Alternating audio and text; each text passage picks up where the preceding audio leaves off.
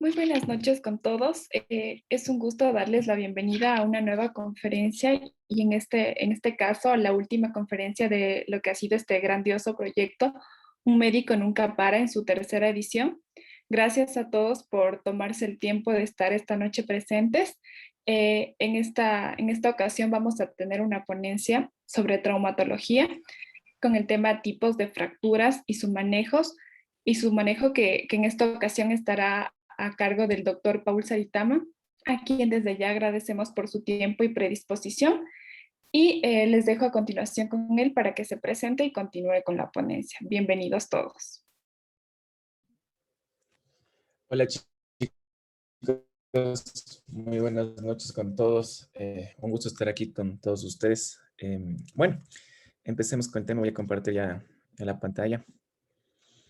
A ver, chicos, en el tema de fracturas, el día de hoy les voy a hablar más que todo de todos los tips, los tipos de fracturas y en un día, para que todos organicemos el tema de un taller de inmovilizaciones que va siempre de la mano con el tema del yeso, ¿sí?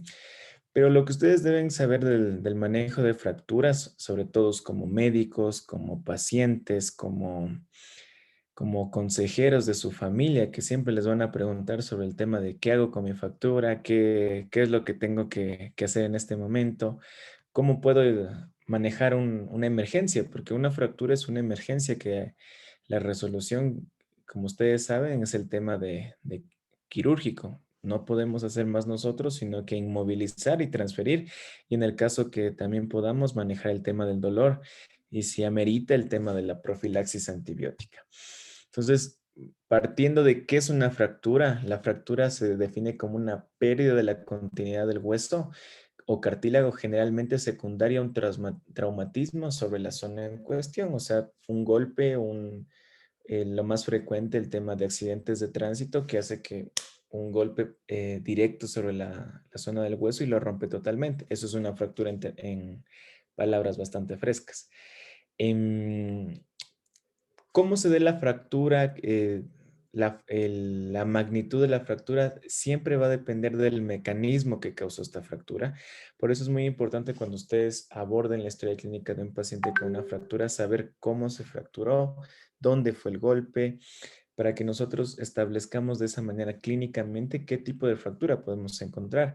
Porque las clasificaciones que nosotros vamos a ver es sobre todo el tema radiográfico. Hacer una radiografía, las proyecciones que necesitamos siempre en una radiografía y de acuerdo a eso nosotros evaluamos. Un punto muy importante cuando hay una clasificación de fracturas que las decimos unas que son abiertas y otras que son cerradas. Siempre que ustedes ven herida asociada a una zona de tumefacción, bastante dolor, y lo que ustedes están sosteniendo fractura, eso es una fractura abierta hasta que se demuestre lo contrario. Siempre que vean herida, siempre hablamos de una fractura abierta. Y lo último, primero, no hacer daño. Lo más importante que ustedes tienen que tener en cuenta cuando valoren una fractura es brindarle de la mejor forma al paciente el tema de anestesia para que no sienta dolor, inmovilizar adecuadamente esa fractura, no dar medicamentos de manera irracional y sobre todo identificar factores asociados a la fractura. ¿Qué quiero decir con esto? Por ejemplo, si esta fractura ocasionó el daño, la rotura de un vaso sanguíneo, identificar oportunamente el sangrado y contenerlo. ¿Sí? Una vez iniciada la fractura, se propaga a lo largo de las líneas de estrés impuestas por las fuerzas aplicadas. Es decir, cuando ya viene el golpe, donde inicia este golpe, es como una onda expansiva que genera una fuerza súper densa frente al hueso. El hueso tiene generalmente una resistencia determinada, pero si esta fuerza es mayor a esa resistencia, es cuando ya empieza la rotura. Y poco a poco es donde ya se ve el hueso e incluso puede llegar a separarlo en dos partes. ¿sí? Como les digo, puede ser el tema de que el golpe fue en la misma zona, es una fuerza directa, transmitidas desde otro lugar, por ejemplo, una caída que genera una onda expansiva y donde fue el golpe no se genera una fractura, pero a distancia sí se pueden ver otras fracturas, ¿sí? Y en algunos casos pueden ser las dos cosas. Lo más frecuente, el tema de accidentes de tránsito, donde tenemos un montón de fuerzas que aplican, ¿ya? Em, Cuando nosotros identificamos el mecanismo de generación de la fractura, podemos ya identificar qué tipo de fractura nos podemos topar. Por ejemplo, cuando son fracturas por tensión, las fracturas son transversales, es decir, en línea, ¿sí? Cuando es rotación, cuando se tuerce, lo más frecuente el tema de accidentes por los motociclistas que caen y giran por el tema de la gravedad más que todo. Esta rotación genera las famosas fracturas espirales, que es como una onda que se dibuja en el hueso y lo rompe totalmente.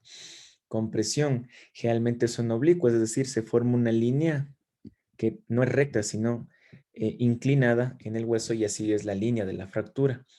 Y angulación son fracturas transversas. ¿Sí? Entonces, en este gráfico que yo les pongo aquí, es lo que nosotros vamos a tratar de identificar en la radiografía que nosotros hagamos. En el primer gráfico vemos una fractura transversal que ustedes pueden ver que es recta, que es contraria al eje longitudinal del hueso, ¿sí? Tenemos también unas fracturas oblicuas, como ustedes pueden ver, una angulación que genera esta fractura. Estas que se llaman las famosas fracturas de espirales que ustedes ven aquí, ¿sí? Que se forma como una espiral, ¿sí? Entonces, esta es una fractura bastante simple, pero hay otras fracturas que genera en todo el diámetro del hueso este tipo de lesiones. Luego tenemos las multifragmentarias, ¿sí? Que esto ya generan, miren, ya tenemos 3 fragmentos.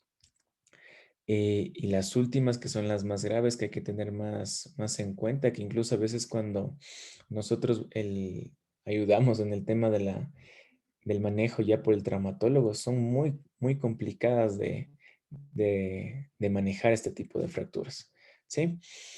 Entonces, también, como les dije, pueden no solo verse un mecanismo en la fractura, pueden verse dos mecanismos. Por ejemplo, aquí les coloco el tema de la angulación más la compresión. Esto va a generar que la fractura tenga dos componentes, que en el mismo hueso tengamos una fractura transversa y al mismo tiempo tengamos una fractura oblicua. Por eso hay que tener muy en cuenta la historia clínica y cómo fue la fractura. La rotación más angulación genera, esto ya dependiendo de del paciente, puede generar múltiples estragos en el hueso que está afectado. ¿Sí? Y en los niños es otro acápite, aquí tenemos otro tipo de clasificaciones, pero aquí más que todo la placa epifisiaria, es decir, la zona más superior del huesito es la zona más débil. Por eso los niños siempre tienen que fijarse en la zona del epífisis y de acuerdo a esto también hay una clasificación que se llama Salter-Harris, que clasifica de acuerdo a cómo se ve afectado esta placa epifisiaria. ¿Sí?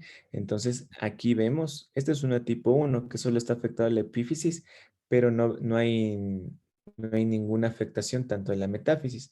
Entonces, esto quiero que ustedes vean. Este es otro tipo de clasificación que nosotros vemos, pero esto ya es en el tema de pediatría. Ahora, las fracturas en los pacientes mayores de 65 años o en las mujeres posmenopáusicas hay que tener muy en cuenta. ¿Por qué? Porque esto está asociado al tema de osteoporosis. En este gráfico que les pongo, el gráfico que les estoy señalando, es decir, el de la izquierda, representa cómo se ve al microscopio el tema, los huesitos. Si ven cómo es como compacto, que son pequeñas zonas que están vacías. En cambio, cuando ya tenemos un paciente con osteoporosis, ustedes ven que estas trabéculas se vuelven más grandes. Es decir, esta masa ósea de aquí permite que el hueso tenga una resistencia mayor. Cuando ya tenemos este tipo de hueso ya totalmente carcomido, como que ustedes vieron un panal de abejas, aquí es cuando nosotros tenemos ya una fragilidad ósea. Y estos pacientes con osteoporosis, si tienen una caída de que cualquiera se levanta, por ejemplo, se caen de la silla, eh, ellos ya pueden tener una fractura de cadera, porque el hueso al mínimo impacto ya tiene ya tiene una resistencia disminuida y por ende este golpe lo rompe fácilmente, ¿sí? Hay que también tener en cuenta el tema de los niños. Cuando en un niño ustedes vean que la fuerza del impacto ustedes catalogan que no fue lo suficientemente fuerte para que haya roto el hueso y se rompió, piensen mucho en fracturas patológicas. Estas fracturas patológicas pueden estar asociadas a temas ya congénitos, también pueden pensar en temas de osteosarcomas. Entonces, tienen que tener muy en cuenta, porque si ustedes dejan pasar este tipo de cosas, eh, pueden distanciar el tiempo que el paciente va a recibir un diagnóstico oportuno y quién sabe y puede curarse si lo identificamos a tiempo. El estudio radiológico, cuando ustedes ven un paciente con una fractura, lo primero tienen que hacer es identificar qué proyecciones nos van a servir, ¿sí? Entonces, hay unas reglas fundamentales que ustedes siempre, siempre de los siempre, es que cuando estén frente a una fractura deben seguir. ¿Qué es lo primero? Ninguna zona de sospecha de fractura debe tener menos de dos proyecciones con 90 grados entre sí. Es decir, toda sospecha de fractura, las placas que deben estar como básicas para que ustedes valoren adecuadamente esta fractura es la anteroposterior y la lateral, ¿sí? En toda fractura deben ir estas dos placas. Siempre el tema de la valoración en dos planos nos permiten identificar todo el plano del hueso que nosotros sospechamos que está con fractura. Incluso nos puede ya hablar de otras posibles complicaciones.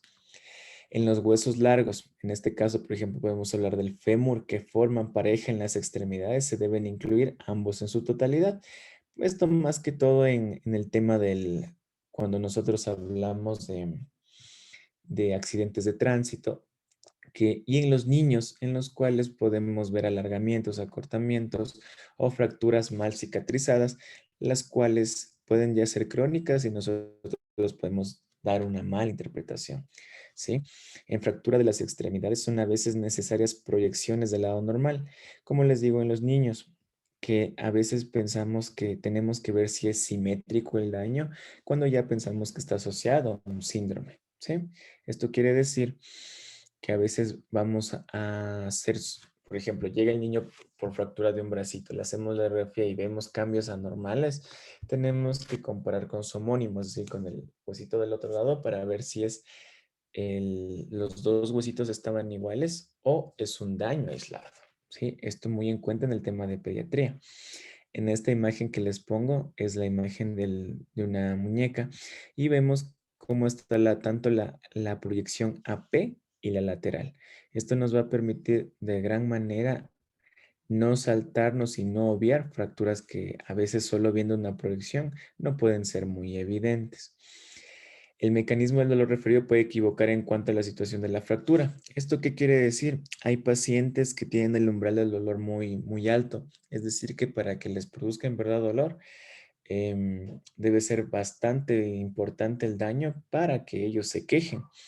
Hay pacientes, en cambio, que con un pequeño golpe ya están revolcándose en el suelo, como ustedes pueden ver con los futbolistas, que es bastante frecuente. ¿Esto qué quiere decir? Que si ustedes sospechan, el mecanismo de la caída fue bastante característico, sospechan que hay fractura, hágale la radiografía, porque ustedes ya tienen la sospecha alta, a pesar de que clínicamente el paciente no demuestra que hay una fractura, y eso nos ha pasado. Las proyecciones tangenciales son importantes en algunos huesos, sobre todo en los del tipo plano, sobremanera, así que tengan muy en cuenta las dos proyecciones que siempre deben ir de cabeza. Tengan en cuenta que esto no es siempre del todo cierto, porque a veces también necesitamos proyecciones adicionales, pero eso ya depende del tipo de fractura y el lugar de la fractura. Pero que ustedes se acuerden que una fractura siempre hay que pedir antero, posterior y lateral, ya estamos al otro lado, ¿sí? Deben incluirse también las dos articulaciones más próximas a la fractura.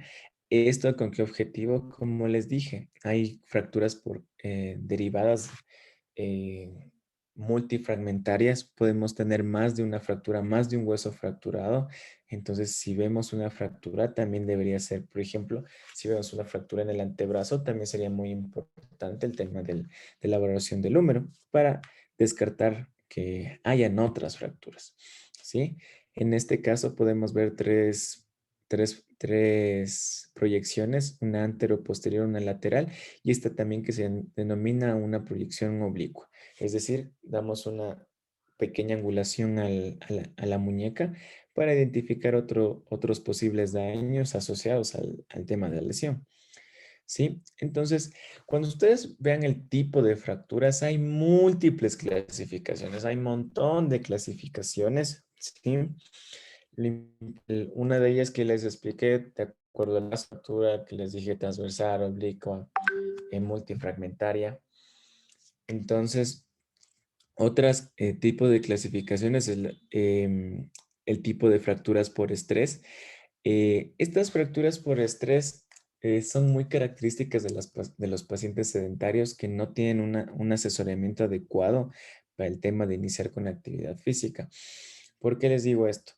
Estrés es generar una presión, ¿sí? Si el hueso, las articulaciones no están acostumbradas a recibir esta presión continua de manera reiterada, por ejemplo, en un paciente que vive sedentario y de la noche a la mañana dice, no, hoy me voy a levantar a trotar, ahí es cuando se forman las típicas fracturas del recluta. Una fractura del recluta es del segundo metatarsiano, que es porque se genera una presión tan grande en una articulación que no está acostumbrada a esto y se da la fractura, ¿sí? Eso se llama una fractura por estrés. Las fracturas patológicas, como yo les dije, son fracturas que nosotros vemos que el mecanismo, por ejemplo, el paciente solo se cayó no es una altura importante, era una, por ejemplo, 10 centímetros, se apoyó en su brazo y los huesos del antebrazo se rompieron. No es un mecanismo que justifique esta fractura, por eso se denomina patológica. Como les digo, en los niños hay que estar muy atentos del tema del carcinoma metastásico. El osteosarcoma es uno de los tumores más desgastantes y ustedes no se imaginan qué terrible es ver el escenario de un niño con un cáncer así. Llega a crecer tanto, tanto, tanto que llega a deformar la extremidad. Incluso ya llega, el tema del dolor es bastante importante que incluso ni con morfina se les calma. Un tratamiento, un diagnóstico oportuno, créanme que les puede salvar. No es del todo constante esto, pero siempre hay que buscar todas las opciones terapéuticas en nuestros pacientes. ¿Sí? También pueden darse estas fracturas patológicas en los cuerpos vertebrales con más frecuencia en los pacientes que cursan con osteoporosis. Tengan en cuenta que este tipo de pacientes siempre ya tienen una debilidad. En los pacientes con osteoporosis, una caída puede lesionar la cadera, que es lo más frecuente, puede lesionar vértebra, puede lesionar el húmero, el radio y el cúbito. Este tipo de cosas, por eso, cuando nosotros valoramos un paciente con osteoporosis, el objetivo, la prevención en estos pacientes es prevenir que no se caigan, ¿sí? Prevenir que se caigan. Una de las cosas que se les dice es las alfombras. Aunque ustedes digan, pero ¿qué puede afectar la alfombra? La alfombra es una de las cosas más frecuentes por las cuales nuestros abuelitos se caen y se fracturan algún hueso. Y en una persona de la tercera edad que se fracture el húmero genera postración, que el paciente pase inmóvil y esto es totalmente desgastante para el paciente. Incluso algunos pacientes no se levantan nunca porque la fractura llega a ser tan densa y no se puede reparar adecuadamente. ¿Sí? Como les digo, hay otros tipos de clasificación. Las fracturas cerradas, es decir, sospechamos hay deformidad en la extremidad, pero no hay herida, ¿sí? La fractura abierta, como ya les dije, siempre de los siempre va asociado a una herida. Vemos herida y vemos deformidad en una extremidad, eso es una fractura abierta hasta que se demuestre lo contrario, hay que ver todo el tema. Fracturas incompletas, cuando vemos en los huesitos, por ejemplo, en este gráfico que les puse aquí es un hueso normal. Si la fractura solo llega hasta la mitad del huesito, es una fractura incompleta. Lo que ustedes ven ya en este gráfico de aquí que habla de una fractura transversal, también se le puede denominar una fractura completa, porque va de extremo a extremo del hueso y ya ha generado una separación. Ya dos partes está el hueso. Igual esto oblicuo ya sería una fractura completa. Una fractura conminuta significa más de dos fragmentos. Esto puede ser esta otra clasificación que le dice segmentaria. Si ven aquí se genera un fragmento, dos fragmentos y tres fragmentos. ¿Sí? En alas de mariposa, por la forma que generan, la segmentaria que ya les expliqué, ¿sí? Son múltiples formas de clasificar a las fracturas. Fracturas de impactación por abulsión, ya eso ya es tema ya del mecanismo de cuál se generó esta fractura, ¿ya? Una herramienta muy importante que nosotros siempre debemos valorar y que en su rural va a ser importantísima para que ustedes vean qué tengo que hacer con mi paciente es la clasificación de Gustilo. La clasificación de Gustilo ya es cuando hablamos el tema de fracturas abiertas. ¿Por qué? Una fractura abierta significa que ya hay lesión de continuidad, es decir, ya hay una puerta de entrada, ya la solución de continuidad, es decir, la piel y el tejido subcutáneo ya se ve expuesto al medio ambiente y esto puede generar una complicación en nuestro paciente, que es lo que nosotros más tememos, el tema de infección. ¿Sí? Por eso la importancia de la clasificación de Busti, que tiene 3 grados.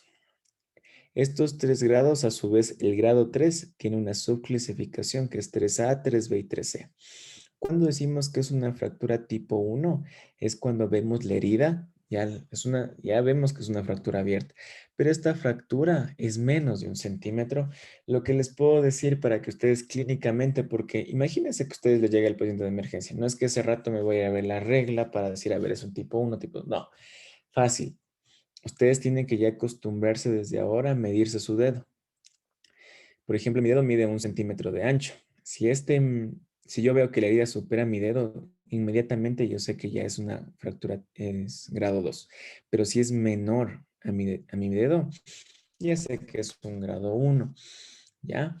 Luego, si ya tenemos, como les digo, entre 1 centímetro y 10 centímetros, ya es un grado 2.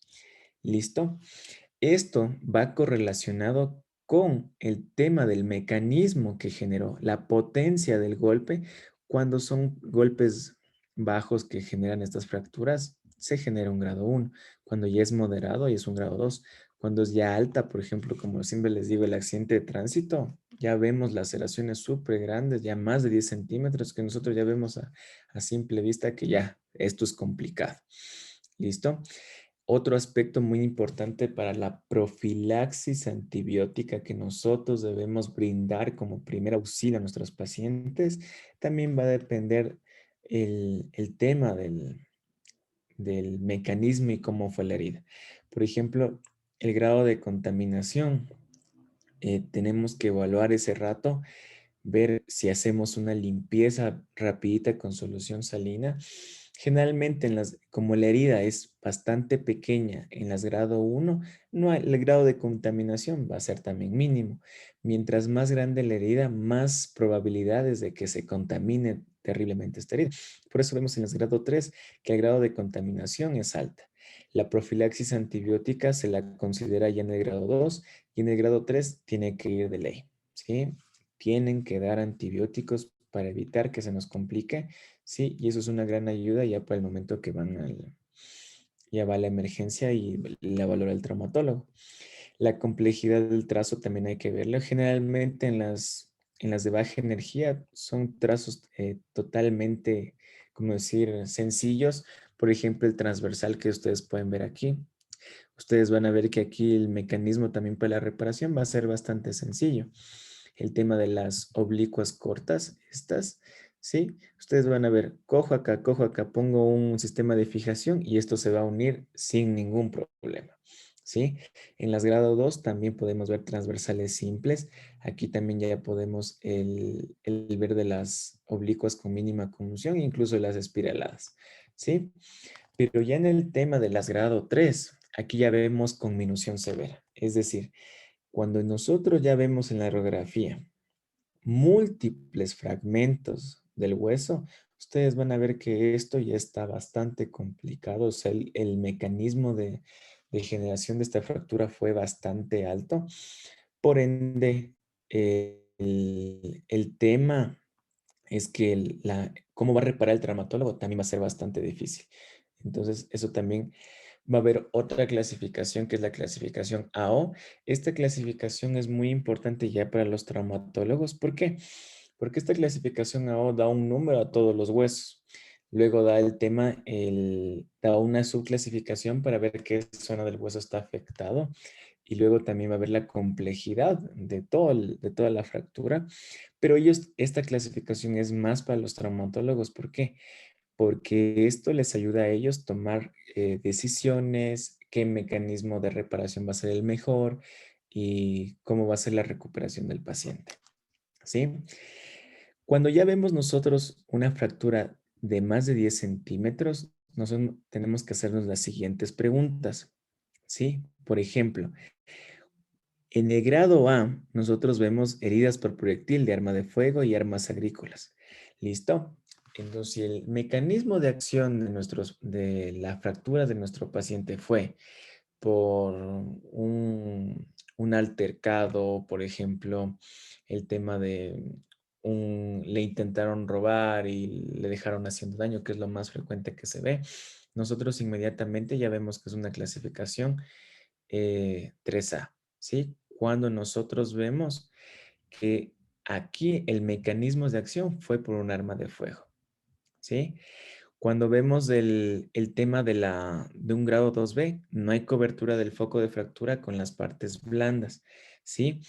Cuando nosotros vemos en la fractura, además de la rotura del hueso, ya vemos que lo que le rodea al huesito, lo que está por debajo de la piel, es decir, todo el tejido subcutáneo, está hecho pedazos, ya lo vemos como una clasificación 3B, una herida abierta con tejido subcutáneo totalmente destruido. Ya vemos, ya la ponemos con la clasificación 3B. Y si ya vemos un sangrado profuso que no calma con nada, que tenemos que hacer una maniobra de torniquete para, para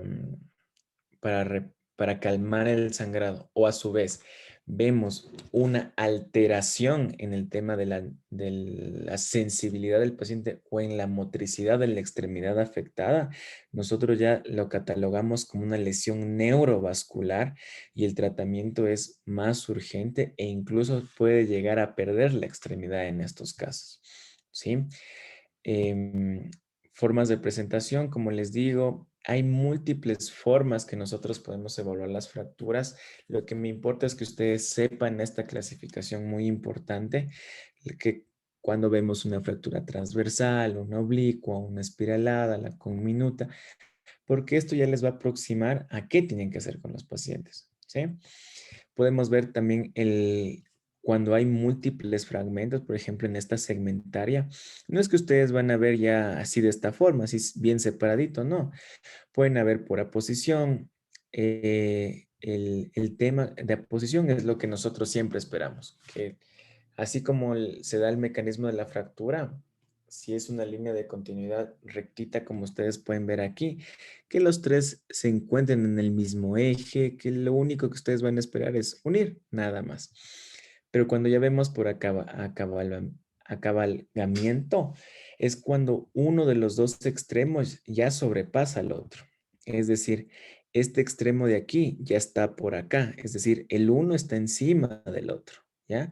Esto ya genera mayor trauma en el huesito y cuando hablamos ya de distracción es cuando ya los fragmentos están totalmente separados e incluso ya hay un hueco entre ellos. Por ejemplo, en este caso, ¿sí? Ya hay ya hay una disrupción, ya la anatomía del huesito ya se ha visto totalmente alterada. Entonces, eso ya tienen que tener bastante en cuenta. Por aquí les pongo, por ejemplo, miren, desplazado, si ustedes pueden ver, no llega a estar uno sobre el otro por distracción, aquí están casi en el mismo eje, acabalgamiento, miren, el uno está sobre el otro, es como que ya se está montando el uno sobre el otro, ¿sí? El otro, el tema de la buena posición de los fragmentos, esto es lo que siempre esperamos en las fracturas de nuestros pacientes, es decir, que estén así, rectito, que solo tengamos que unir uno con otro, ¿sí? Porque el pronóstico a largo plazo es bastante bueno con estos pacientes, ¿sí? La que ya les digo bastante y que quiero que ustedes tengan bastante en cuenta con nuestros pacientes es el tema de las fracturas abiertas y cerradas. Que ustedes identifiquen oportunamente que una fractura ya está abierta.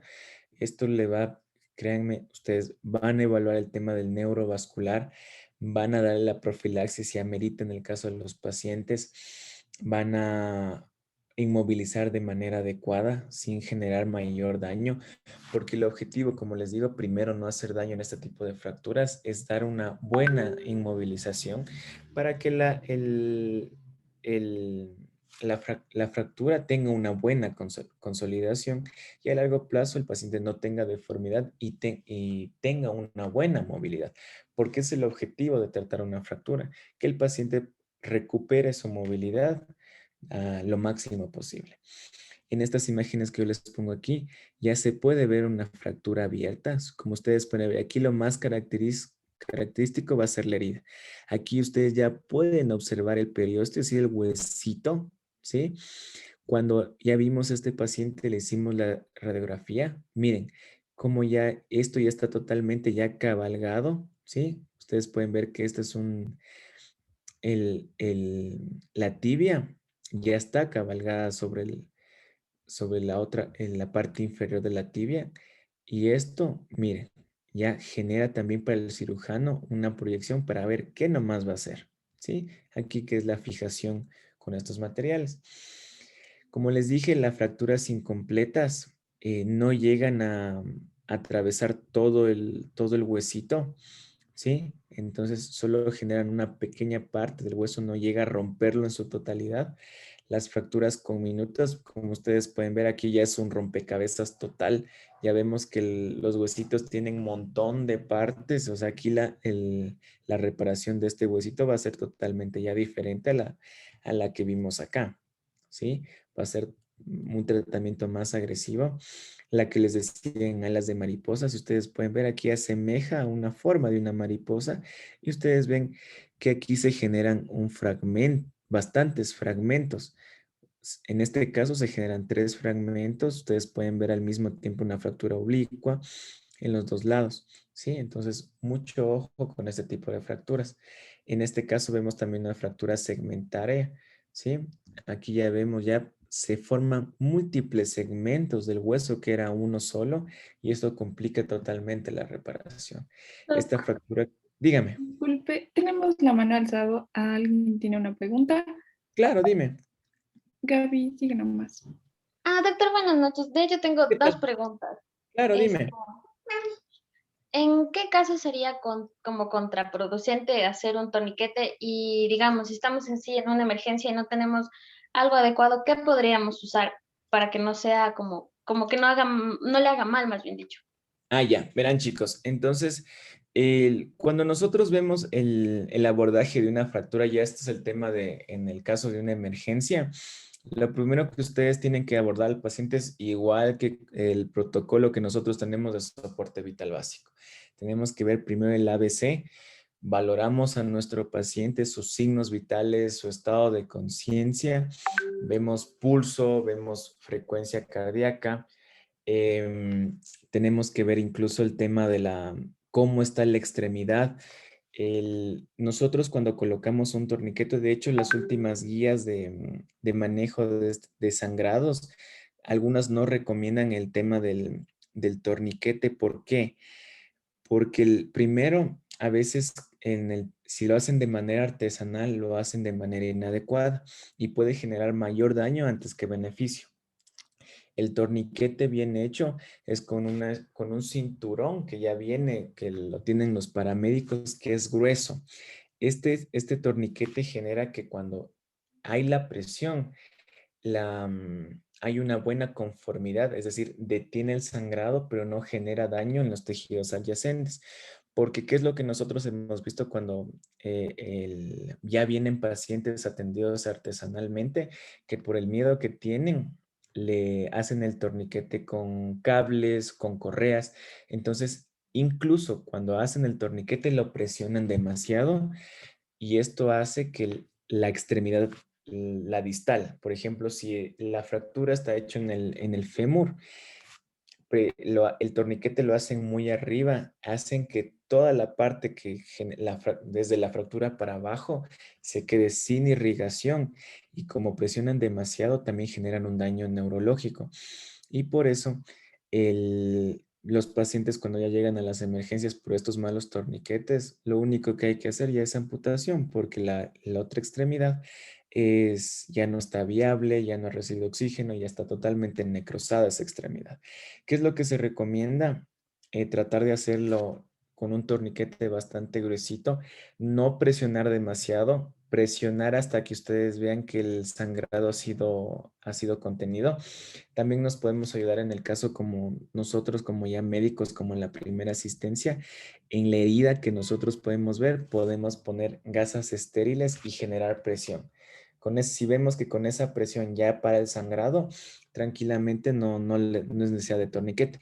Pero si hay los casos en los accidentes de tránsito que hay que poner torniquete, nosotros vamos presionando poquito a poquito hasta que vemos que el sangrado para y nosotros vamos viendo poco a poco. Se cataloga que nosotros debemos hacer cada 30 minutos tenemos que relajarle un poquito el torniquete para que vuelva la circulación y así ir evaluando. ¿Sí? No es adecuado tener tampoco un torniquete bastante tiempo. También un tema de un síndrome de descompresión. Podemos generar un montón de toxinas, se genera una hipercalemia, se genera radicales libres, porque en esa zona que ha sufrido, como ha sufrido, ya hay tejido de necrosis y nosotros hacemos una liberación abrupta, ese contenido también se puede ir, generar trombosis y un montón de problemas. Entonces, ¿cuál es mi recomendación? Si tienen algún tipo de estas fracturas, si no tienen otra situación, hagan un torniquete, aprieten lo mínimo posible, o sea, lo mínimo eficaz sería en este caso, que, mm, que ustedes vean que ya para el sangrado, lleven lo más pronto a la unidad de emergencia más posible y cada cierto tiempo, lo que ustedes vean, generen una descompresión de ese torniquete para que la otra parte que está por debajo del torniquete también reciba su circulación adecuada. ¿Sí? No sé si respondí tu pregunta o tienes otra pregunta a raíz de esta explicación. Mm, en este caso, ¿qué tiempo podríamos dejarle hasta llegar a no sé, a un hospital o algo? Sí, por ejemplo, en esta imagen que yo les pongo aquí, pueden poner el torniquete en esta zona de arriba y aquí tienen que ir valorando cada 30 minutos, ir aflojando el torniquete, ir viendo cómo está la otra parte de la extremidad. Si ustedes pueden ver, en este caso, ustedes ven la coloración de la piel, que es lo más importante. Cuando una extremidad ya está sufriendo isquemia, lo primero que ustedes van a ver es que se pone pálida, luego ya se pone un poquito moradita y poco a poco ya van a ver zonas de necrosis. Entonces, ponen el torniquete, lo van aflojando cada 30 minutos, lo aflojan un poco que la extremidad recupere la tonalidad normal y lo vuelven a apretar y así hasta que lleguen al hospital más cercano. Sí, el objetivo es compresión intermitente, permitir que el otro extremo de la extremidad reciba todavía su aporte de sangre, pero sin permitir que haya una hemorragia profusa.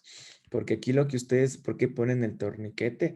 Para evitar que el paciente, en palabras coloquiales, se desangre, es decir, que pierda el volumen sanguíneo y lo peor de todo, porque imagínense, si este paciente no se le pone el torniquete, llega un shock hipovolémico, llega un paro cardíaco y se complica totalmente. Entonces, esa es la situación. Recuerden siempre el tema de cada 30 minutos o incluso a veces tienen que ser mucho menos, cada 15 minutos hacer la descompresión intermitente, pero eso siempre teniendo en cuenta el mecanismo de la lesión. Hay casos que ustedes tienen que valorar riesgo-beneficio. Cuando ya se va la femoral, es muy, muy, muy difícil que ya que, que se vuelva a revascularizar ese tema y ustedes tienen que mantener el torniquete y lamentablemente son lesiones que ya tienen que hacer ya amputación, ¿sí? Valorando mucho cada caso en especial, no se puede dar la misma recomendación para todas las fracturas, pero esto tienen que ustedes llevarse siempre, que el torniquete sea bastante gruesito, que su presión sea uniforme en todos los extremos, no apretarlo mucho, porque si ustedes aprietan mucho también sufren las zonas adyacentes a la fractura y aquí también pueden generar más daño que beneficio. ¿Sí? Ahí está claro. Ahí sí ya, chévere, muchas gracias. Ya, entonces igual si tienen alguna preguntita me avisas por favor, Steffi, porque no le vi la verdad ese tema de que alzó la manito, ¿ya? Por favor. Ya, doc. Ya, entonces, ¿dónde nos quedamos? Estas fracturas transversales, exactamente lo mismo que él estaba diciendo, como nosotros vemos las fracturas en las radiografías. Estas son las famosas fracturas espiroides. Como ustedes pueden ver, no solo se da en un lado, se da en todos los 360 del huesito. Aquí, esto, por ejemplo, aquí vemos ya una tibia y un peroné, que los dos se ven afectados, pero esto sigue como una espiral. Sube, se da la vuelta y sigue generando. Esta es una fractura más simple. Aquí ustedes pueden ver en esta proyección, como si solo vemos esta proyección, solo se ve como una fractura oblicua, pero acá ya en la lateral ya se ve cómo está afectado todo el espesor del huesito, ¿sí? Entonces, aquí este gráfico también les puse para que ustedes vean la importancia de las dos proyecciones al momento de valorar una fractura, ¿sí? Algo que ustedes también deben tener en cuenta cuando una persona tiene una fractura es que los extremos de la edad no van a tener una igual recuperación. No es lo mismo que se fracture un niño que se fracture una persona de la tercera edad. Los niños tienen una capacidad tan grande de reparación ósea que ustedes van a ver, por ejemplo, las fracturas típicas de clavícula, las que se generan cuando se caen de la bicicleta y tienen un apoyo en la manito. Y eso es, el golpe es aquí en la mano, pero la fuerza se concentra aquí en la clavícula y genera una rotura. Y en los niños incluso esas fracturas de clavícula no se operan, solo se las alinea adecuadamente, pero esto el traumatólogo, porque ustedes lo hacen de manera artesanal, pueden incluso generar un daño vascular. Entonces, en los niños hay fracturas que incluso solo se les permite la inmovilización. Ellos tranquilamente generan una osificación adecuada y se repara, pero belleza. En cambio, en los pacientes de la tercera edad, la reparación de las fracturas es bastante complicada. Como ya les dije, muchas de las veces no consolidan adecuadamente y ya quedan con deformidad, incluso quedan inmóviles porque no se da una buena osificación. Por eso en nuestros viejitos tenemos que cuidar mucho el tema de prevención de caídas, ¿sí? Por eso es muy importante el tema, como les dije, el tema de la edad. Juega un papel muy importante en la reparación de las fracturas, ¿sí? Otro de los factores es el grado del traumatismo. No es lo mismo un impacto menor que genera una fractura transversa, como ustedes vieron, que solo es extremo acá, uno, fijo, fin. Que reparar una multifragmentaria que ya generó un montón de pedacitos del hueso, que incluso hay fracturas que tienen que recortar el hueso porque ya es imposible unir. Entonces, tengan en cuenta mucho eso. La vascularización de los segmentos, si ese segmento del huesito ya se quedó bastante tiempo sin irrigación, ya es un hueso muerto, no hay ninguna indicación de volver a poner porque más va a ser un tejido que puede generar infección. El tema de la infección, esto va muy orientado al tema de cuando ustedes valoran un paciente, la clasificación de Gustilo.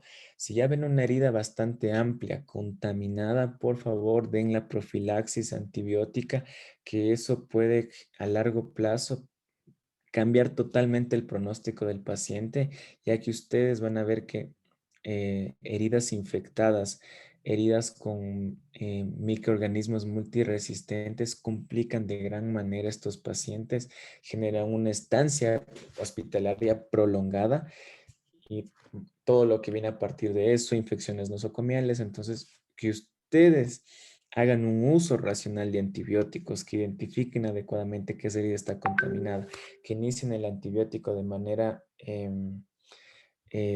oportuna, ustedes le salvan la vida literalmente a este paciente. ¿Sí? Y la situación intraarticular en los pacientes con múltiples fracturas, incluso con luxaciones, es más complicado el manejo. ¿Sí? Como les digo, los niños, las fracturas tienen un pronóstico excelente.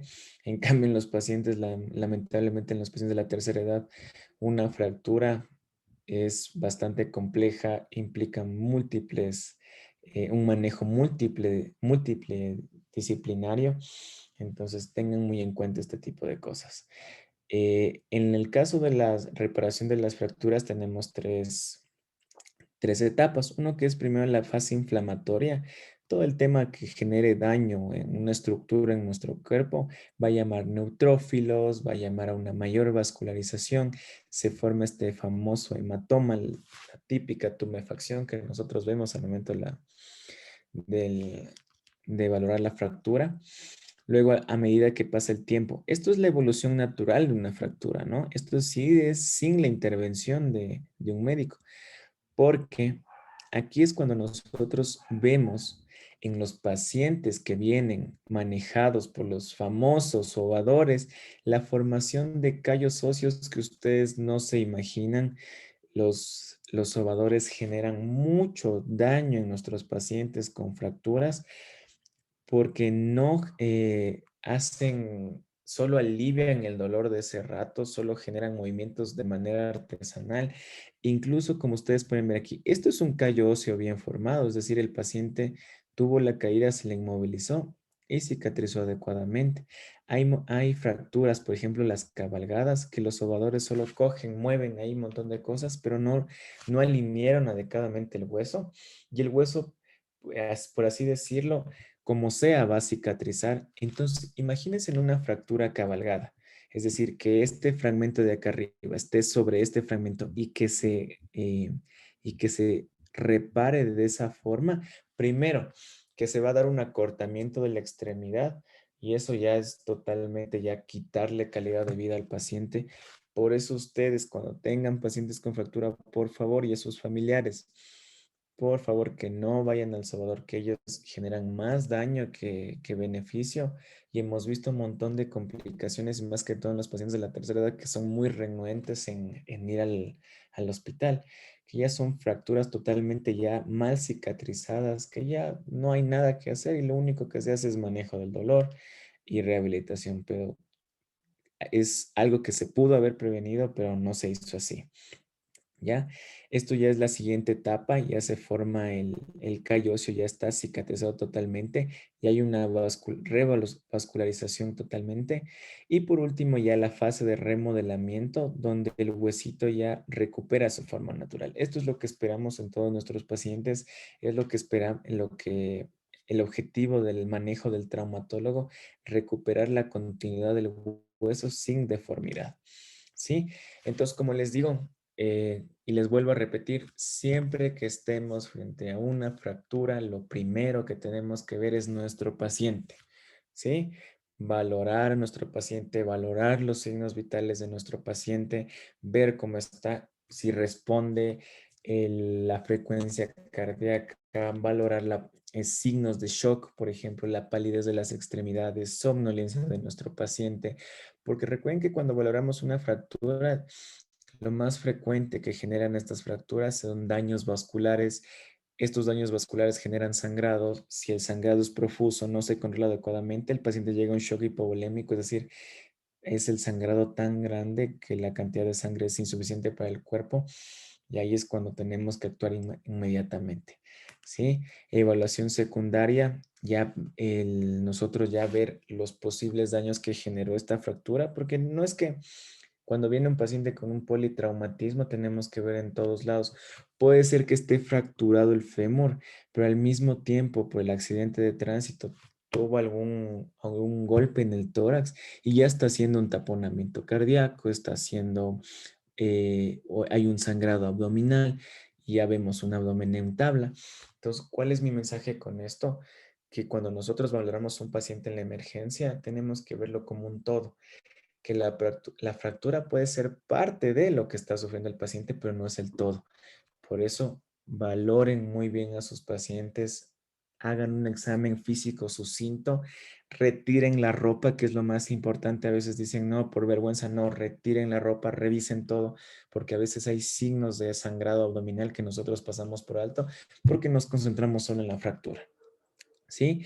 Ya cuando hablamos del tema del manejo de las fracturas, podemos hablar de reducción, el tema de la inmovilización. La inmovilización va de cajón, no solo en las fracturas, también va en los esguinces. Entonces, tengan en cuenta mucho. Y por último, el tema de la rehabilitación. ¿De qué vale que yo haya reparado hermoso el hueso, que haya quedado rectito, si mi paciente a lo largo del tiempo no vuelve a sus actividades diarias? La rehabilitación juega un papel muy importante en el tema de la recuperación de nuestros pacientes. Las reducciones pueden ser estables, inestables, anatómicas, no anatómicas, cielo abierto, cielo cerrado. En esto no voy a ingresar mucho porque esto ya es tema ya cuando hablemos específicamente del manejo por el traumatólogo. El traumatólogo es lo que hace, ve cómo va a manejar el tema de la fractura. Entonces, eso. Este es el tema de cómo se hacen las reducciones. Este es el claro ejemplo de una reducción cerrada.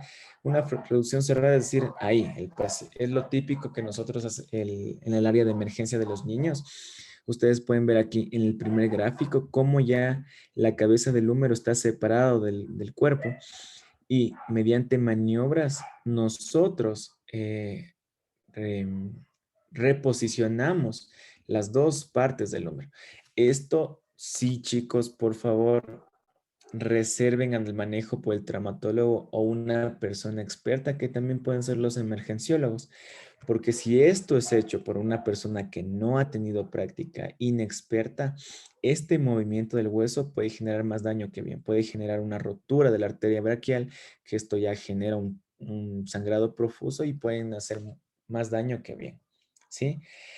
Cuando nosotros hablamos de los principios del tratamiento de las fracturas, lo primero más importante que les dije, si vemos una fractura abierta, no se olviden la profilaxis antibiótica.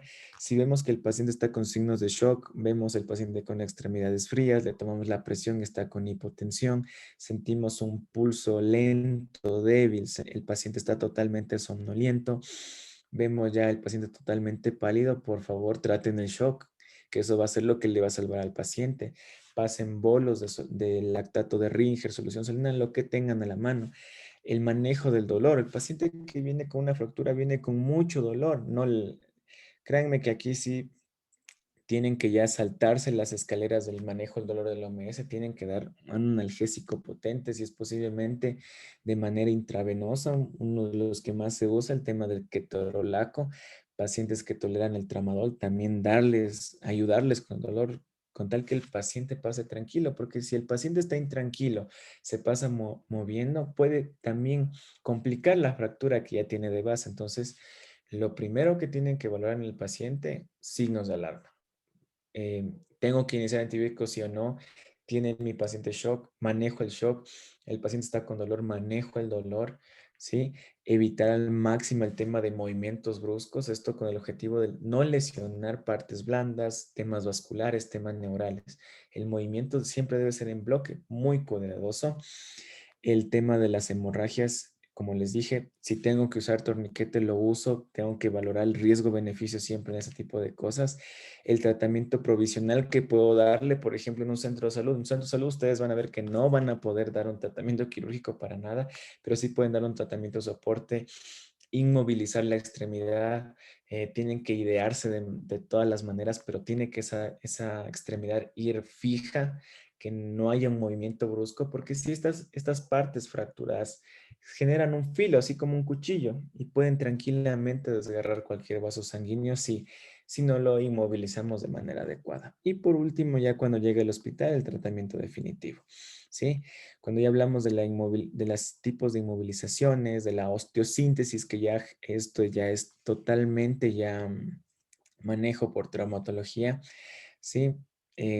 Las inmovilizaciones, nosotros podemos tener fijadores externos, los famosos clavos que cuando tenemos las fracturas y después vemos en las radiografías bien bonitos, sí, tornillos, placas, pero esto ya es manejo por especialidad, manejo por traumatología, ¿sí?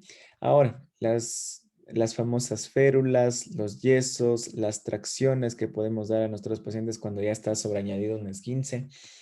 Aquí nosotros vemos el típico yeso que nosotros estamos tan ilusionados y que siempre que vamos a décimo semestre tenemos nuestro taller de yeso. ¿Sí?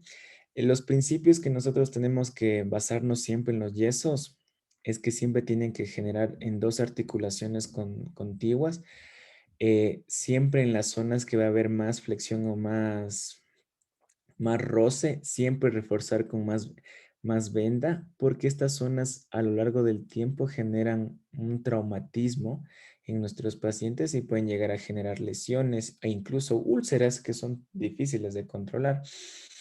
Los yesos no hay que apretarlos demasiado, porque también se ha dado los casos en los que ya vienen con yesos, los pacientes les aprietan demasiado y vemos, por ejemplo, en el brazo, que es lo más frecuente, vemos los dedos ya totalmente pálidos, morados, pero es porque el yeso o la venda que le hicieron es totalmente demasiado apretada que ya genera una compresión tal que el riego sanguíneo en las extremidades distales ya se ve afectada. Sí, aquí tenemos los diferentes tipos de yeso que nosotros podemos poner a nuestros pacientes. Tengan en cuenta que esto es manejo de inmovilización, que puede ser en las fracturas, pero también se usa bastante en los esguinces. También tenemos en el caso ya de más agresivos, este típico que vamos a ver en los pacientes que tienen politraumatismos, que necesitamos que estén en una posición fija, sin movimiento, pues ustedes van a ver que el tema del yeso ya va a ser bastante incómodo. ¿Sí? Estos de los pélvicos más frecuentes que se usan en los niños cuando tienen displasia congénita de cadera. Entonces, a tener muy en cuenta esto, ¿no? Entonces, como les digo, ¿cuáles son los principios de la inmovilización que siempre deben tener las férulas forradas? Las férulas, ¿cómo se manejan? El, por ejemplo, aquí está mi bracito y solo le ponemos el yeso en una zona y lo demás solo va vendado. Es decir, no es un yeso cerrado, no genera no es como decir, un tubo, sino solo es como una superficie que le ponemos acá abajito, pero siempre precautelando la comodidad del paciente. No vaya el yeso completo, siempre se ponen unas vendas de guata antes, esto con el objetivo de generar comodidad en el paciente, y el vendaje que se le da a estas férulas no debe ser muy fuerte, sino debe ser con tal que inmovilice la extremidad, está más que suficiente. ¿Sí? Almohadillar siempre las eminencias óseas, por ejemplo, en esta parte de aquí, ¿sí? En esta parte de aquí de la manito, siempre tienen que tener cuidado de siempre dar un refuerzo de la venda de guata, darle más comodidad, porque son zonas que están en mayor fricción, mayor presión. Entonces, si yo no dejo reforzando estas zonas, se hace una úlcera y está terriblemente el paciente. ¿Sí? Como les digo, el vendaje, los dos extremos son malos. O ponerle muy ajustado o ponerle muy flojo. Si está muy flojo, no logro inmovilizar la extremidad. Si está muy ajustado, genera una compresión que puede llegar incluso a la isquemia de las extremidades y podemos complicar totalmente la fractura. ¿Sí? Como les digo, siempre al afectarse la diáfisis, es decir, la parte de la mitad del huesito, ¿sí? Si está afectado eso, tenemos que inmovilizar. Si, por ejemplo, fuera en el antebrazo, se va el radio del cúbito, la diáfisis del radio del cúbito, tengo que inmovilizar, tanto acá en la muñeca como acá en la extremidad del codo, ¿sí? Entonces tengan eso muy en cuenta. Siempre precautelar las posiciones funcionales articulares, siempre permitir que haya un movimiento adecuado, no totalmente fijo, porque eso a largo plazo puede generar lesiones espásticas que ya no pueden ni mover. Entonces, muy en cuenta eso. De existir herida, como les dije, si tengo que inmovilizar a mi paciente con esta fractura y tengo una herida, ya estoy sospechando una fractura abierta, pongo material estéril, las famosas gasas, cubro totalmente la herida, la extensión de la herida con gasas estériles que no van a generar mayor infección y ahí sí cubro, ¿sí? Eso para que tengan muy en cuenta. Como les dije, las fracturas en niños Cuando hablamos de tratamientos conservadores, hablamos de que no, el paciente no amerita cirugía. También se le llama como cruento o incruento. Cuando es incruento es un tratamiento conservador, es decir, como les digo, una fractura de clavícula del tercio medio en un niño se lo puede manejar de manera conservadora, se le pone un inmovilizador de tracción que genera que se alinea la clavícula y eso con el tiempo va a consolidar sin ningún drama. Ya cuando son multifragmentarias, ahí sí ya está indicada la cirugía. ¿Sí? Cuando hablamos ya de fracturas diaficiarias, es decir, en la mitad del fémur, ¿sí? Bueno, en este caso, imagínense que este es el fémur, si se da en la mitad del fémur, hay casos en los cuales hay que, por la anatomía que dejó la fractura, no es posible unirlos perfectamente. Entonces hacen acortamiento, es decir, cortan de un lado y en los niños va bastante bien porque la regeneración ósea es bastante rápida, ¿sí? En los niños las fracturas se manejan, se recuperan, como ya les dije, súper rápido, por eso el tiempo de inmunización también es menor. Y cuando ya vemos que hay fracturas multifragmentarias, cuando hay espiroides en espiral, es muy difícil que si no se da una buena consolidación, que eso en el futuro se vaya a corregir. ¿Sí? En el tratamiento antibiótico, quiero que tengan en cuenta esto. Esto está orientado ya a la clasificación de Gustilo en el tipo 1 y en tipo 2, es decir, heridas de hasta 10 centímetros sin daño vascular, sin daño neurológico, contaminada. Nosotros vamos a estar expuestos a organismos gram positivos, gram negativos, que eso es lo que ustedes pueden ya iniciar como profilaxis el tema de una cefalosporina de primera generación, en este caso, el que tengan a la mano, uno de los que está dentro del cuadro nacional de medicamentos básicos y que tenemos en todos los centros de salud, la cefalexina, ¿sí? Ya cuando vemos ya contaminado, cuando ya sospechamos, ya vemos con tierra, con un montón de cosas, ya podemos sospechar que ya vemos ya gram negativos y aquí podemos ya añadir un aminoglucósido, ¿sí? Gentamina, micacina, pero esto ya reserven más que todo al tema ya hospitalario.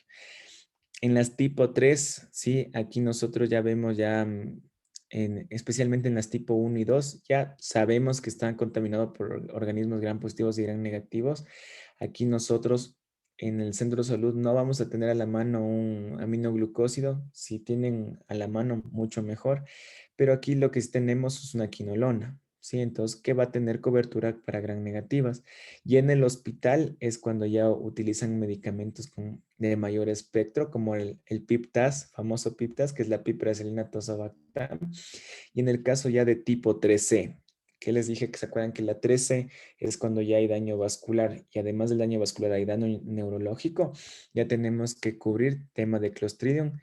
Y aquí nosotros ya usamos penicilina, clindamicina y metronidazol. Es decir, esta terapia antibiótica va orientada a mecanismos anaerobios, ¿sí? A organismos anaerobios que aquí fundamentalmente cumplen un papel muy importante, la clindamicina y metronidazol. Nunca se olviden de eso. Clindamicina y metronidazol, antibióticos frente a organismos anaerobios. ¿Sí? Y la inmovilización, como les digo, siempre tenemos que idearnos, lamentablemente, nadie espera una fractura y cuando viene una fractura tenemos que idearnos de todas maneras. Lo importante es inmovilizar. Pueden usar cartón, pueden usar revistas, pueden usar gasas, lo que ustedes tengan a la mano, ¿sí? Eh, Algo muy importante cuando ustedes hagan este tipo de inmovilizaciones es que si tienen heridas, traten de usar materiales estériles para cubrir las heridas, para evitar al máximo que se contamine más, porque si ustedes cubren esa zona de entrada, que puede ser zona de entrada de muchos microorganismos totalmente infecciosos, ya lo demás pueden ya usar cartón, el tema de gasas, así ya, gasas no estériles, con el objetivo de inmovilizar la extremidad, ¿no? No apretar, tengan en cuenta, no apretar es una de las recomendaciones más importantes. Cuando hablamos de, por ejemplo, de inmovilizar antebrazo y brazo, traten de quitar anillos, pulseras, porque en el momento de la caída de la fractura ustedes van a ver que la extremidad no está tan hinchada, pero a lo largo que pasa el tiempo eso se puede hinchar de gran manera o si por haber razón alguien le apretó de más la férula, se puede generar una congestión vascular en las manitos. Y si no le sacaron anillos, no le sacaron pulseras, por ejemplo, esta pulsera.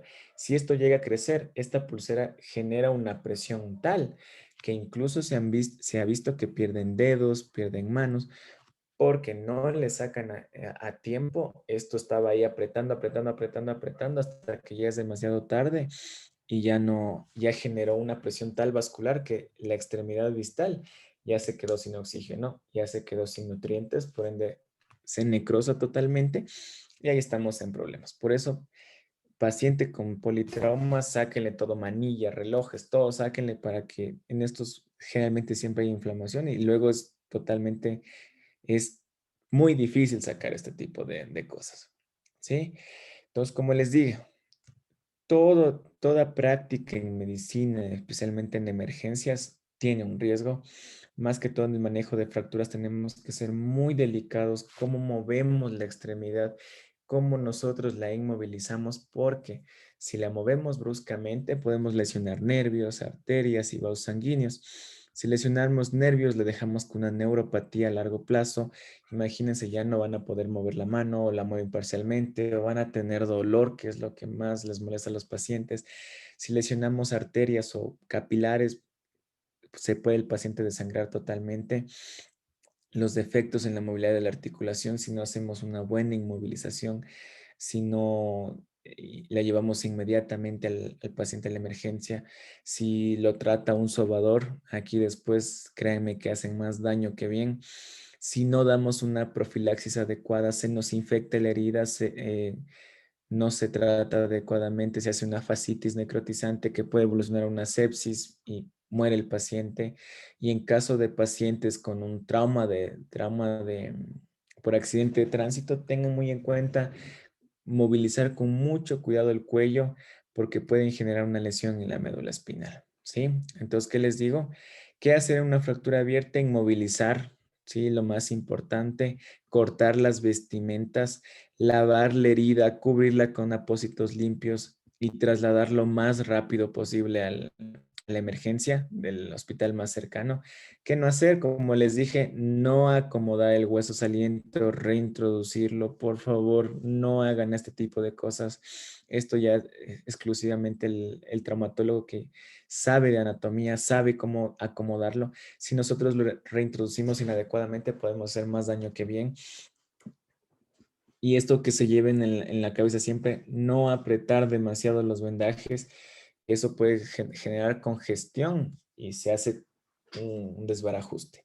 No aplicar pomadas cicatrizantes, es decir, lo único que tienen que hacer es, si ven una herida, con solución salina, con agua estéril, limpiar, tratar de hacer un barrido mecánico lo más sucinto posible y cubrir y trasladar, lo más importante. Como ustedes pueden ver aquí, son maneras artesanales de nosotros inmovilizar. Como ustedes ven aquí es una fractura cerrada, le pusieron un palito. Lo importante es que ustedes ven aquí lo siguiente. Se inmovilizan las dos extremidades, ¿sí? O sea, si la fractura fue aquí, se inmoviliza tanto aquí como acá y no, el vendaje no es muy compresivo, solo cumple su fin de inmovilizar, ¿ya? Pero ustedes pueden ver que lo pueden hacer de manera artesanal, pero el objetivo es que ustedes inmovilicen las dos extremidades contiguas a la fractura, ¿sí? Lo pueden hacer con palitos, lo pueden hacer con cartón, lo pueden hacer también con revistas. Lo importante es que ustedes lleguen a en la inmovilización, ¿sí? Eh, ¿Qué podemos? Siempre tengan en cuenta que no vamos a tener siempre yeso. Siempre busquen materiales que puedan cumplir la función de un yeso. Como les digo, les vuelvo a repetir, cartón, revist. em, Incluso cuando hay fracturas de deditos, pueden usar un esfero. Em, Listo. Inmovilizar, como les digo, siempre la zona de la fractura, abarcando la articulación de arriba y por debajo de la lesión. Les vuelvo a recalcar, la fractura está aquí, inmovilizo la articulación superior, inmovilizo la articulación inferior. Acá se ve más claramente cómo están inmovilizadas las dos extremidades contiguas. ¿Sí? ¿Qué no hacer? No mover el miembro lesionado sin antes inmovilizar las férulas, no efectuar maniobras bruscas, siempre con delicadeza con nuestros pacientes, no apretar, no intentar enderezar las porciones fracturadas, no tratar de acomodar. Si no tenemos experiencia, no lo hagamos. No aplicar fomentos calientes, es decir, no aplicar cremas, no aplicar que el mentol chino, que no aplicar un montón de cremas que saben poner y no hacer masajes, ¿sí? Por favor. Esto es lo que más hacen los sobadores y por eso complican a los pacientes, dan un alivio temporal que a largo plazo genera muchos daños, mala praxis y lamentablemente los traumatólogos son los más afectados. Los vendajes, acuérdense, muy importante el tema de cómo nosotros vamos a hacer vendajes artesanales. A veces no tenemos los famosos cabestrillos, nos toca hacer con una manta, nos toca hacer con las gasas, o sea, tenemos que adaptarnos. Lamentablemente, lo que ustedes se van a topar en la rural son falta de materiales, falta de recursos que ustedes van a tener que, como yo les digo, en medicina de guerra, van a aprender a trabajar con lo que tienen, ¿sí? Ustedes pueden ver aquí la tracción que se hace cuando tenemos una fractura de clavícula. Aquí no tienen para el sujetador y lo hacen con vendas. Entonces, no se compliquen la vida, háganlo lo más pronto, inmovilicen la extremidad lo más rápido posible y si lo tienen que hacer con materiales no estériles, háganlo, pero siempre cubriendo con las heridas con gasas, que es lo que siempre tenemos a la mano, ¿sí? Igual improvisen, tienen que aprender a improvisar. Miren, por ejemplo, en este gráfico de la izquierda, cómo lo hacen con revistas la férula, pero cumple su función de inmovilizar la extremidad, ¿sí? Algo que es muy importante en las inmovilizaciones con vendajes, siempre en extremidades como el codo, la mano, siempre hacer el vendaje en 8, es decir, paso por acá abajo otra vez y así es, como es en X también le dicen, pero es con el objetivo de permitir una mayor movilidad de las extremidades. ¿Sí? Otras ideas de cómo tienen que inmovilizar. Miren, aquí en este caso les ponen tablas, pero cumple la función de inmovilizar. Aquí le ponen ahí unas pequeñas tiritas para permitir esta inmovilización. Igual en los deditos, el objetivo es inmovilizar. Aquí ya cuando estamos en un hospital ya estamos aniñados, tenemos las famosas férulas, ya que están solo para ponerlas al paciente. Esto ya es totalmente aniñado, como yo se les decir, Doc, porque lamentablemente... tenemos una Dime, preguntita por ahí. Levantaron la claro, mano. dime. Sigan, chicos. Buenas noches, una consulta. Cuando, por ejemplo, es una fractura abierta, en este caso el hueso está fuera de la piel, ¿cómo procedemos a hacer los vendajes? Ya, en la zona que está, generalmente ustedes tienen que evaluar la herida, como les digo. Veo la herida, si está contaminada, trato de limpiar lo más posible. Pongo gasas estériles cubriendo toda la herida y ahí sí, como ustedes inmovilizan cualquier extremidad, si por ejemplo está aquí en la pierna, cubro bastante bien la herida, que es por donde, por ejemplo, si pongo un cartón, si pongo una tala que puede ingresar algún microorganismo, pongo las gasas estériles cubriéndole toda la superficie de la herida, vendo bastante bien y sobre esa venda ahí sí inmovilizo para evitar, porque el objetivo de esto que les digo cuando ahí tenemos heridas abiertas es no permitir que haya una sobrecontaminación, que los materiales que nosotros vayamos a utilizar, por ende, son no estériles. Y si ese material no estéril está en contacto directo con la herida, eso se va a infectar de ley, ¿sí? Entonces, el objetivo es ahí, ustedes limpian lo que más puedan, ya sea con solución salina, con agua estéril, con lactato, con lo que tengan, limpian lo que más puedan, tratan de generar esta inmovilización, pero lo más importante es evitar que estas superficies contaminen aún más la herida, ¿sí? Entonces, eso sobre todo, igual ponen ya las gasas estériles, le vendan y ahí sí, todo lo que se ideen ustedes para inmovilizarle, pueden poner cartón, pero ya con seguridad de que ese cartón o esa tabla no va a contaminar la herida, ¿sí? También tienen que ver riesgo-beneficio. No siempre les va a llegar fracturas bien bonitas que puedan cubrir con gasas. Traten de lo máximo posible vendarle con lo que ustedes puedan. pero el objetivo primordial es que ustedes no infecten más esa herida, ¿sí? Y lo otro, permitir la inmovilización de la fractura, ¿sí? ¿Quedó respondida la pregunta?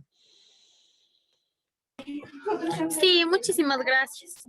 Chévere, ya. Entonces eso, cuando ya tienen listo, chicos. Entonces, lo último que tienen que ver, por ejemplo, cuando tenemos estas fracturas, es que ustedes anoten bastante bien el tema de los pulsos. Cuando tenemos fracturas así ya con heridas abiertas, que vemos que ya está sangrando profusamente, tenemos que siempre comprobar la circulación distal.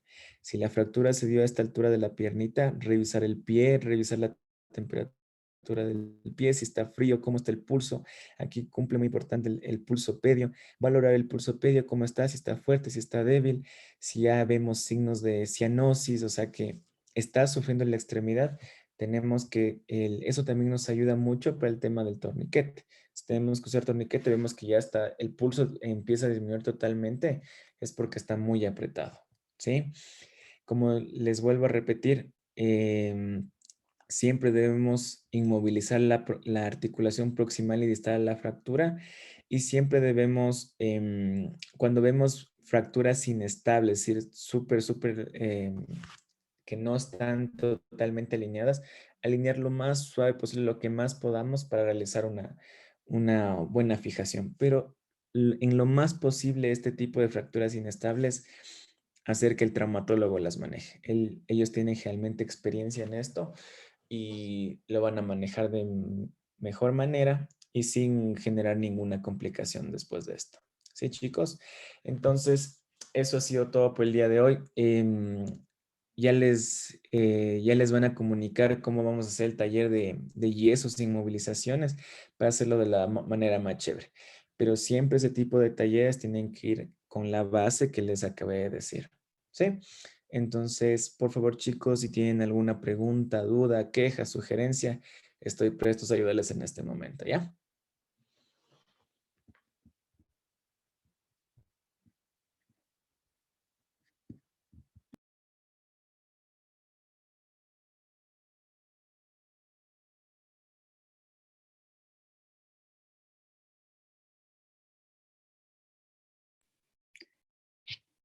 Bueno, chicos, si es que no hay ninguna pregunta, creo que este es el final de este proyecto. De verdad ha sido un gran honor poder compartir con ustedes alrededor de estos 30 días aprendiendo juntos con más de 35 conferencias que se han venido desarrollando con múltiples temas de gran importancia y también junto a grandes ponentes. Eh, Quiero agradecerle al doctor Paul Saritama por ser el último conferencista esta noche.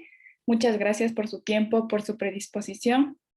El equipo de Ciencia, Academia e Investigación de la Asociación de Estudiantes de Medicina ha dado todo de sí para la organización de este proyecto con el fin de contribuir a sus conocimientos. Solo nos queda agradecerles de todo corazón por su constancia, por su perseverancia y por acompañarnos hasta el final. Y recuerden que se vienen muchos más proyectos en pro de la academia. Y bueno, chicos, esto sería todo y nos vemos en la cuarta edición de Un Médico Nunca Para. Que tengan una linda noche y muchas gracias por estar aquí.